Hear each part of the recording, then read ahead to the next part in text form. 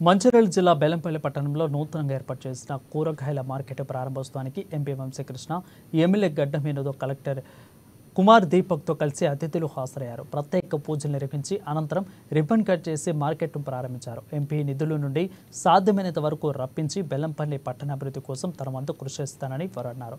ఇక సమిష్టి కృషితోనే కూరగాయల మార్కెట్ను తాము నిర్మించగలమని తెలిపారు. ఇందుకు సహకరించిన ప్రతి ఒక్కరికి ధన్యవాదాలు తెలిపారు.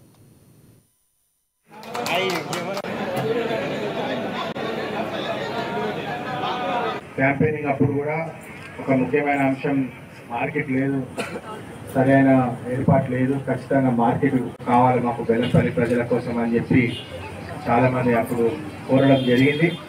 మీ అందరికీ తెలుసు, కాంగ్రెస్ పార్టీ ప్రజల పాలన, కాంగ్రెస్ పార్టీ ఒక మాట ఇస్తే దానికి కట్టుబడి ఉంటుందని చెప్పి ఇప్పటికీ దాదాపు 8 నెలల 6 గ్యారంటీల దాదాపు అన్ని గ్యారంటీలు మొదలైనవి.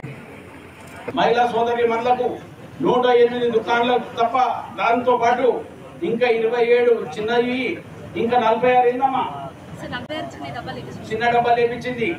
ఇవన్నీ ఒక ఫెసిలిటీ కింద మనం స్టార్ట్ చేసినాము. దీన్ని మంచిగా యూటిలైజ్ చేసుకోమని ఆ 108 మందికే కాదు, యావత్ బెల్లంపల్లి బిజినెస్ మెన్ ఎంతమంది పని చేసుకుంటుంటారో చిత్తశుద్ధితో మీరు చేసుకోండి, శుభ్రంగా పెట్టుకోండి.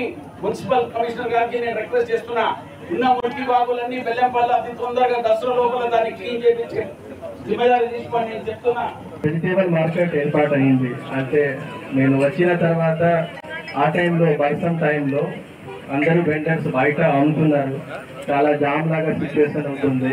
సో ఆ టైంలో కన్సర్న్ ప్రజాప్రతినిధులు చైర్పర్సన్ గారి నుంచి, ఎమ్మెల్యే గారి నుంచి మాట్లాడి దానికి కొంచెం ముందే పూర్తి చేస్తే చాలా మందికి